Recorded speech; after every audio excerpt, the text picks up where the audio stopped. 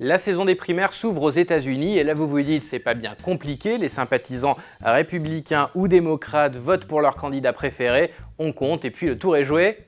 Non. Pour bien comprendre comment ça fonctionne, il faut remonter avant 1824. Avant cette date, c'était les membres du Congrès qui élisaient directement leurs candidats. Puis, pour bien séparer le législatif d'un côté de l'exécutif de l'autre, on organise des conventions nationales où ce sont les leaders du parti qui décident de qui se présentera. Sauf qu'à réunir plein de caciques du parti dans une même salle, on obtient des intrigues politiques et un système pas très démocratique. D'où, depuis 1968, l'avènement des primaires, c'est-à-dire un suffrage indirect qui permet à chaque Américain, dans son État, de désigner les candidats des partis. Alors, comment ça marche? Pour faire simple, prenons 2 candidats, sachant qu'il y en a 12 chez les Républicains, mais restons simples. Dans une primaire, les partisans de chaque candidat ne voteront pas directement pour élire Donald Trump ou Paulo Rubio, par exemple, mais se rendent à des élections primaires pour élire des délégués. Ce sont des représentants de chaque candidat qui s'engagent à voter pour eux lors de la 2e étape, la Convention nationale, qui aura lieu en juillet prochain.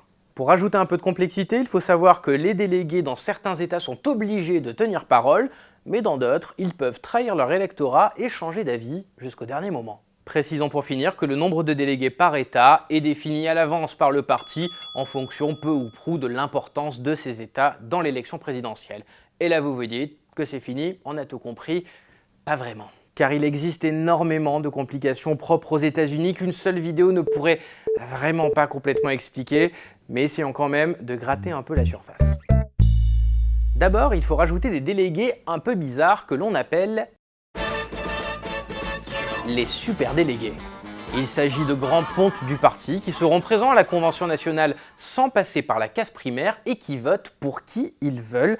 En cas de quasi-égalité, théoriquement, il pourrait être un vote clé, ce qui, démocratiquement, est quand même assez limite.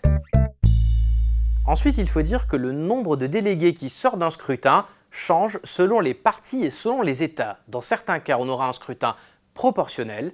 Dans l'Iowa, par exemple, 65% de votes pour Polo donneront 65% de délégués pro-Polo. Mais dans d'autres cas, on aura un scrutin winner takes all, le gagnant prend tout. Et si Ronald remporte 55% des voix en Floride, il aura 100% des délégués. Et les variations ne s'arrêtent pas là, elles continuent jusque dans le mode de scrutin. Dans la majorité des cas, les partis tiennent une primaire, c'est-à-dire une élection à bulletin secret à l'ancienne. Cette primaire peut être fermée, dans ce cas, seuls les électeurs déclarés membres du Parti républicain pourront voter à la primaire républicaine, par exemple. Elle peut être aussi semi-ouverte, à savoir que les électeurs dits indépendants peuvent choisir de voter au sein du parti de leur choix. Elle peut enfin être complètement ouverte, et dans ce cas, un républicain peut faire le choix de voter dans la primaire démocrate si ça lui chante, mais attention, il ne peut alors plus voter chez les républicains. Mais dans certains cas, on trouvera à la place d'une primaire un caucus. Il s'agit d'une assemblée. En gros, tout le monde se réunit dans la même salle, des représentants de chaque candidat tiennent des petits panneaux de chaque côté de la pièce, et les électeurs forment des équipes façon Koh-Lanta pour soutenir leur candidat préféré. Et alors, sans rentrer dans les détails, sachez que ces assemblées élisent des délégués de la circonscription qui se réuniront pour élire des délégués du comté, qui se réuniront pour élire les délégués de l'État qui participeront à la Convention nationale. Bref, toutes ces étapes pour arriver à une Convention nationale bourrée de suspense dans l'attente du résultat final, vous allez être déçus.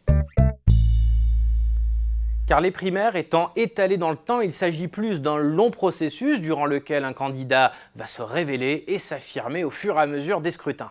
D'ailleurs, pour gagner en influence dans ce processus, 2 solutions pour les États, soit être les premiers, c'est le cas de l'Iowa et du New Hampshire, soit unir ses forces avec d'autres États pour avoir plus d'impact, c'est le cas notamment du Super Tuesday, où 12 États voteront le même jour, le 1er mars prochain. Bref, au fur et à mesure de ce calendrier, les candidats se retirent lorsqu'ils n'ont arithmétiquement plus aucune chance de l'emporter, si bien que depuis 1968 et l'avènement des primaires, il ne reste dans l'écrasante majorité des cas qu'un seul candidat à la convention qui n'est plus qu'un grand show à la gloire de l'unité retrouvée du parti. Voilà, maintenant que vous avez tout compris, ou presque, de ces primaires, n'hésitez pas à cliquer sur les liens sous cette vidéo pour tout savoir sur ce scrutin 2016. Bonne lecture.